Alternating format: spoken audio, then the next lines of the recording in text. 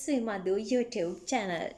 ඉතින් යාළුවනේ ඔන්න මං ඔයාලට කලින් කිව්වා වගේම part 2 වීඩියෝ එකෙන් මං ඔයාලට විස්තර කරන්න හදන්නේ ඔයාලා මොනවද අනිවාර්යෙන් ගේන්න ඕනි බෙහෙත් හේත් ඖෂධ මොනවාද කියලා ඊට පස්සේ ඉලෙක්ට්‍රික් අයිටම් ගැන මොනවාද ඔයාලා මෙහෙට ඉද්දි අරන් එන්න ඕනි ඉලෙක්ට්‍රික් අයිටම් ඒ වගේම අනිත් පොඩි අපිට මග හැරෙන පොඩි දේවල් මොනවාද කියලා. ඉතින් හැමෝගෙම ආදරෙන් මං ඉල්ලනවා වීඩියෝ එක ස්කිප් නොකර අවසාන වන තෙක් බලන්න. එහෙනම් අපි වීඩියෝ එකට යමු.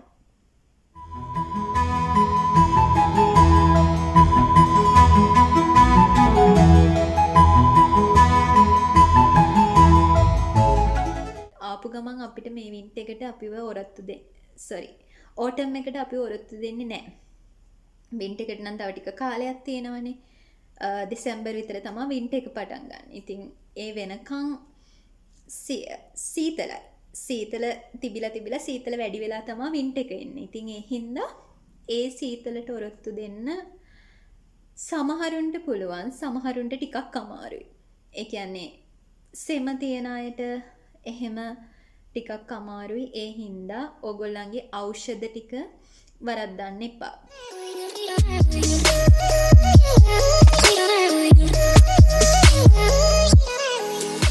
අපිට තව අත්‍යවශ්‍ය කොටසක් තමයි ඖෂධ. ඖෂධ පැත්ත කවදාවත් අමතක කරන්න එපා. පෙනඩෝල්, බාම් වර්ග, සිද්ධාලේපා, අයඩෙක්ස්, හෙඩ් ෆාස්ට්, ඔය මොනා හරි ගාන බාම් ටික ඒ දේවල් වරද්දන්න එපා. ඔයාලා මොකක් හරි තමන්ගේ ලෙඩකට බේත් ගන්නවා නම් ඒ දේවල් ඒවත් එක්ක ඩොක්ටර්ගේ රිපෝට් එක ඒ දේවල් වරද්දන්න නැතුව අනිවාර්යෙන් අරන් එන්න. එතකොට තමයි ඔයාලට ළමයි ඉන්නවා නම් ළමයින්ට අවශ්‍ය කරන බෙහෙත් අනිවාර්යෙන් ගෑස්ටික් වලට බේත්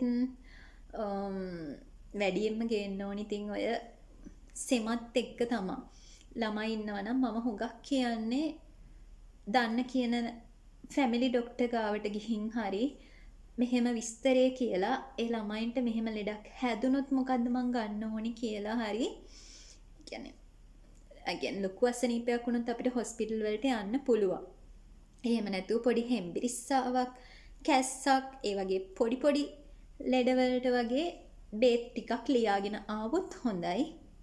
ඒක ඉතින් කොහොමත් හොඳයි. මම නම් එද්දි ෆස්ට් එයිඩ් ඔක්කොම ටික අරන් ආවා. ඒ කියන්නේ තුවාලයක් වුණොත් දාන්න ප්ලාස්ටර්, බෙටඩින් ක්‍රීම් එක, ප්ලාස්ටර් ගෙනාවා, බෙටඩින් බැන්ඩේජ්, ෆස්ට් එයිඩ් බේත් ටිකට අදාළ ටික වෙනම බෑග් එකකට පැක් කරලා ඒ ටික දාගත්තා.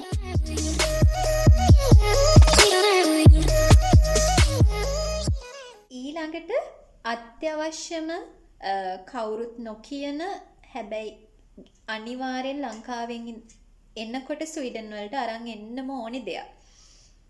මොකද අපිට මේ දේ අරන් ආවේ නැත්නම් ෆෝන් එකක්වත් charge කරගන්න හම්බ වෙන්නේ නැහැ. ඒකට හේතුව තමයි ලංකාව වගේ රටවල තියෙන ප්ලග් එකක් නේ මෙහෙ තියෙන බිත්තියේ. ඒක ටිකක් වෙනස්. මෙහෙ තියෙන ප්ලග් එක සම්පූර්ණ වෙනස්. මේ වගේ රටක ගහන්න පුළුවන් මෙන්න වගේ කූරු දෙකක් විතරයි. පේනවද? කූරු දෙක විතරයි.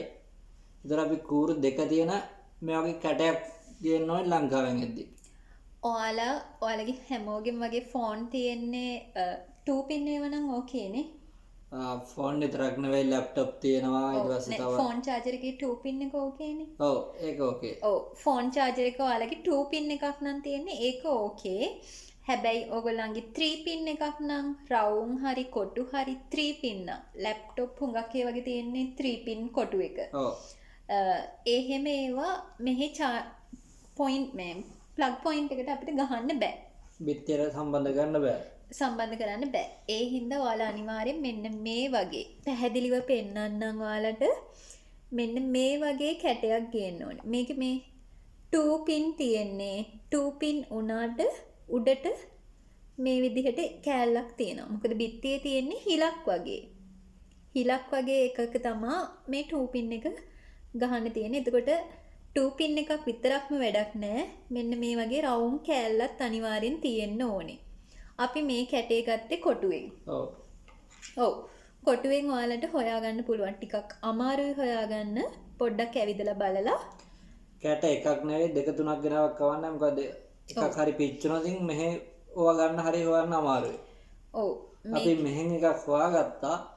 හැබැයි ඒක පුළුවන් එක පාරක පාවිච්චි කරන්න මේ තියෙන්නේ. මෙහෙන් හොයාගත්ත එක. මේ තියෙන අපි මෙහි ස්වීඩන් වලින් ගත්තු කැටේ. ස්වීඩන් වල මෙන්න මෙච්චරයි ප්ලග් ටික ලැප් එක ගැහුවොත් ලැප් එක විතරයි. දැන් අපි මේ ලංකාවෙන් ගෙනාපු කැටේ මෙතන ලැප් එක ගැහුව හැකි, මෙතනට තව 2 පින් එකක් ගැහුව හැකි.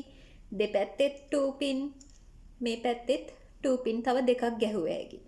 ඒ හින්දා ලංකාවෙන් මේ වගේ කැටයක් ඔයාලට ගේන්න පුළුවන් නම් එකක් නෙවෙයි දෙක තුනක් ගේන එක වටනවා මම කියන්නේ. එකක් නෙමෙයි කොටුවෙන් ඔයාලට මේ වගේ කැටයක් හම්බ වුණොත් නෙමෙයි අනිවාර්යෙන් හොයාගන්න.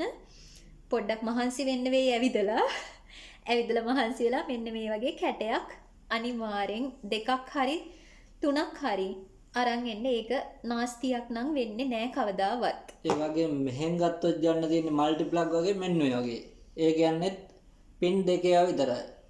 ඒ කියන්නේ ඔයාලට මෙහෙ ඇවිල්ලා මල්ටි ප්ලග් එකක් ගන්න බෑ, පින් තුනක් ගන්න පුළුවන් ඒවා. ඔව්. මේ තියෙන්නේ මම ඔයාලට මේ 2 පින් මෙහෙම තියෙන ඒවා ඕකේ. ඒත් මේ අර රවුම වගේ ඇතුළට යවන්න පුළුවන් වෙන්න ඕනේ. අර අපේ සමහර ඒ වගේ තියෙන 2 පින් එක ලොකු ත්‍රිකෝණයක් එක්ක. එහෙම ඒවා මෙහෙ ප්ලග් වලට අපිට ගහන්න බෑ. මේ ඔයාලට පේනවා ඇති මේ. ඇතුළට රවුම් හිලක් තියෙන්නේ. මේ තමයි ස්වීඩන් වල පිටියේ ප්ලග් පොයින්ට් එක තියෙන විදිහ. මේ අපි ලංකාවෙන් ගෙනාපු කැටේ. පිටියට අපි කැටේ ගහලා මේ තියෙන අපි ලංකාවෙන් ගෙනාපු මල්ටි ප්ලග් එක. ඒක රවුම් 3 පින් මල්ටි ප්ලග් එකක්. ඒක අපි කැටේට ගහලා අපි දෙන්නගෙම ෆෝන් චාර්ජර්, ලැප් චාර්ජර් ඔක්කොම 3 පින් කොටු එකක් තියෙන්නේ. ඉතින් ඒක අපි මල්ටියට ගහලා තමයි අපේ ෆෝන් එහෙම චාර්ජ් කරගන්නේ.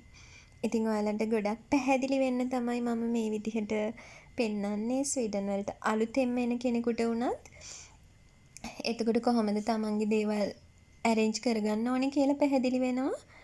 ඉතින් ඔයගලන්ට පේනවා පැහැදිලිව බිත්තියේ තියෙන එකයි අපි ගේන්න ඕනේ කැටේ මොකද්ද, මල්ටි ප්ලග් එකක්. ඒ වගේම අපි ෆෝන් එක චාර්ජ් කරගන්නේ කොහොමද කියලා. ඉතින් ඒ නිසා මේ අවශ්‍ය දේවල් ඔයගොල්ලෝ මේ හරි විදිහට බලලා අරන් එන්න. ඊට අමතරව ඔයගොල්ලෝ ගාව තියෙනවා නම් පවර් බෑන්ක් එකක්. මොකද ආපු ගමන් ඔයාලට පහුවදාට චාර්ජ් කරගන්න බැරුව ගියොත් ගෙදරත් එක්ක කනෙක්ෂන් ඔයාලා යන්න ඕන තැනට කෝල් ගන්න ඒ කිසි දෙයක් ඔයාලට කරගන්න බැරුව යයි ෆෝන් එක ඕෆ් වුණොත්. ඒ හින්දා පවර් බෑන්ක් එකක් පුළුවන් නම් අරන් එන්න.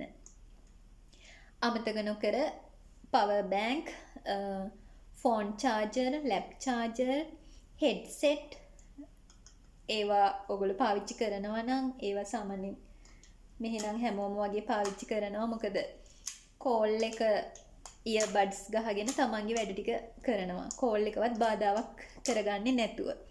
ඒ හින්දා එහෙම දේවල් ගන්න පුළුවන් නම් ගොඩක් හොඳයි.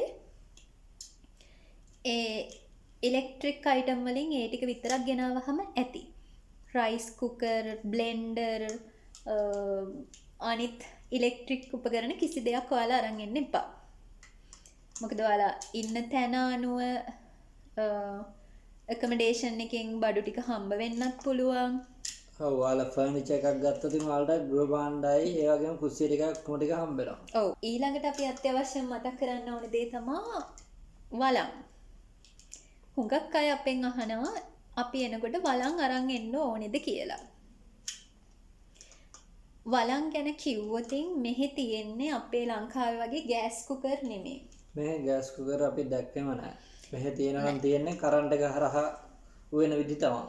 ඔව් මෙහි වැඩි හරියක් කියන්නේ මම හිතන්නේ ඔක්කොම.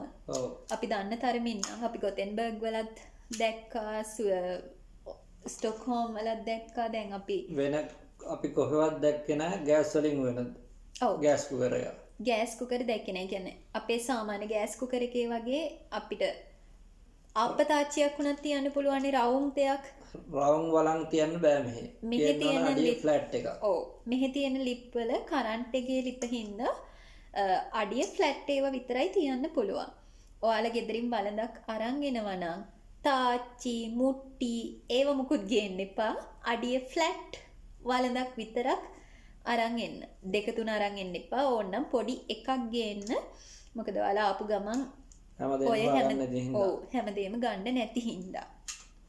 පියනක් තියෙන එක පොඩි වලඳක් අරන් ආවහම ඇති ඒකෙන් හදලා මාරු කර කර හරි. ආයි මට කියන්න ඕනේ ඔයාලට පිරිමි අය ගැන කතා කරොත් එයාලට රැවුල් කොණ්ඩ නිතර කපන්න ඕනේ. ඉතින් රැවුල් කොණ්ඩ කපන්න ඕනේ වුණාට මෙහි රැවුල් කොණ්ඩේ කපන ගාස්තුව ගොඩක් වැඩි. ක්‍රෝන අපේ ටවුන් එකේ නම් 150ක් පහුගිය ටිකේ ළඟදී වෙනස් වුණාද කොහොමද දන්නේ නැහැ.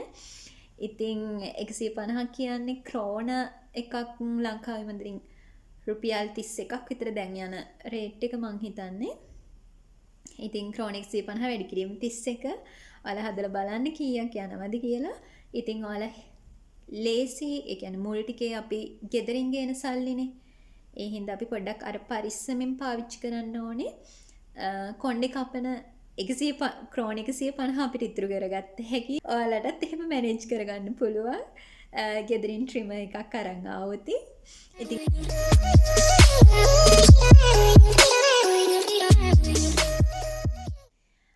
හරි.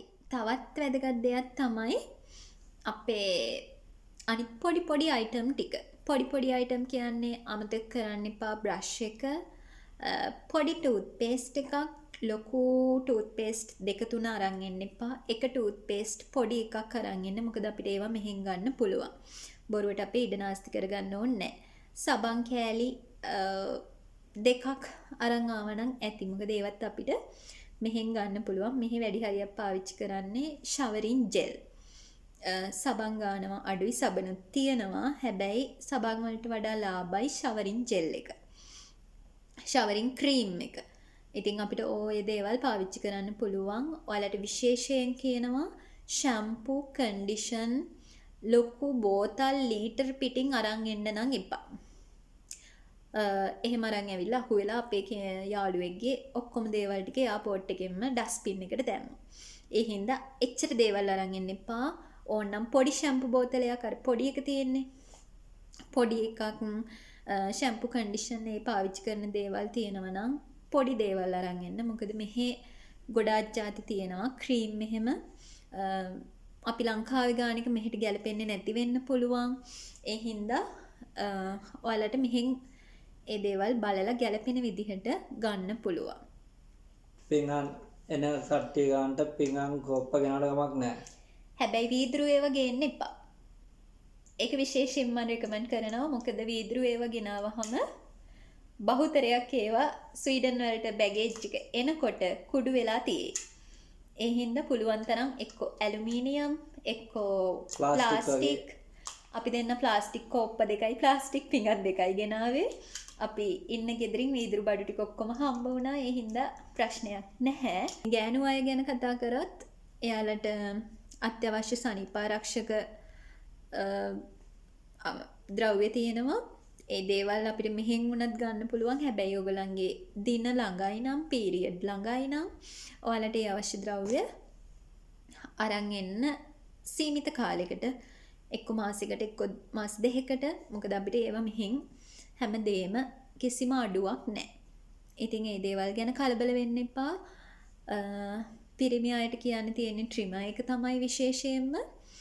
ඊට අමතරව එක පනාවක් කොණ්ඩකටු තමන් පාවිච්චි කරන විදිහට ඒ දේවල් ඉතින් ඒවා කියන්න ඕනේ කොහොමද ගැනලමයි කොහෙ ගියත් අපි ඒ දේවල් ගන්න දේවල් ටික. ඉතින් ඒ දේවල් ටිකත් ලෑස්ති කරගන්න අනිවාර්යයෙන්ම තමන්ගේ බෑග් එකට. අන්තිමේට සමරයිස් එකක් විදිහට අවශ්‍ය ලිස්ට් එක දාලා තියෙනවා. ඔයාලට පුළුවන් ඒක ස්ක්‍රීන්ෂොට් එකක් ගහගෙන හරි ඒ ලිස්ට් එක අරගෙන ඔයාලට ලියලා ඔයාලට අවශ්‍ය දේවල් ටික හරි විදිහට පිළිවෙලට මේ ලෑස්ති කරගන්න.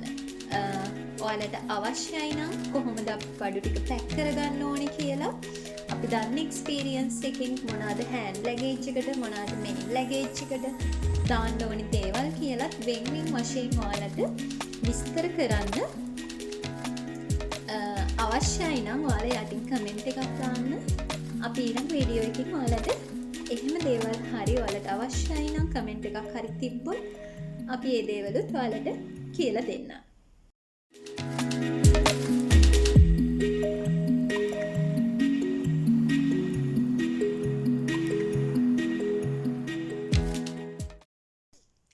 ඉතින් අපේ විස්තර මේ ඔක්කොම කිව්වට පස්සේ මට ඔයාලට කියන්න ඕනේ ඔයාලා මේ බලන්නේ part 2 වීඩියෝ එක. ඉතින් ඔයගොල්ලෝ මේකේ part 1 එක බැලුවේ නැත්නම් ඒකත් අනිවාර්යෙන් බලන්න. මම අන්තිමේට වීඩියෝ එකේ අන්තිමේට link එක දාලා තියෙනවා. මගේ description box එකෙත් මම part 1 එකේ link එක දාලා තියන්නම් ඔයාලට. ඔයාලා මේක බලලා ඉවර වෙලා අනිවාර්යෙන් part 1 එක බලන්න. මොකද මේ ටික විතරක් නෙමෙයි ඔයාලට අත්‍යවශ්‍ය. මේකේ part 1 එකේ තමයි අත්‍යවශ්‍යම දේවල් ටික කියලා තියෙන්නේ. ඉතින් හැමෝම ඒකත් බලලා ඔයාලට තව ඒකෙන් මොන හරි ඔයාලට වැදගත් කරුණක් තිබුණා නම් තරහ නැතුව යටින් කමෙන්ට් එකකින් මට ඒ දේ කියන්න. ඉතින් හැමෝටම හෙදා බයි.